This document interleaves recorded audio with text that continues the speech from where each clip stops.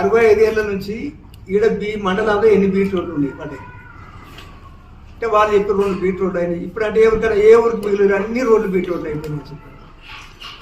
అంటే సబ్ స్టేషన్లు గత 65 ఏళ్ళ ఎన్ని సబ్ స్టేషన్లు అయ్యి మండలంలో మేము 10 ఏళ్ళ ఎన్ని చేసినామని నేను అన్నా.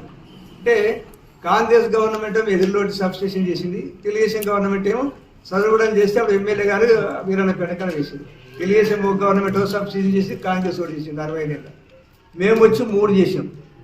3 ఇట్లా తుమ్మలపల్లి కంప్లీట్ అయింది, చెరువుడ కంప్లీట్ అయింది. అది గుంజలపాటు దగ్గర కంట్రాక్ట్ మస్తు పెట్టిన ఆయన ఇంకా పెండింగ్ ఉంది. అట్లాగే చెప్పినాం.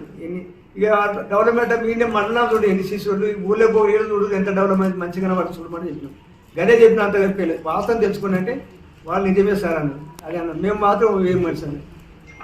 కానీ మాట్లాడే విధానంలో మొన్న 1,00,000 రూపాయలు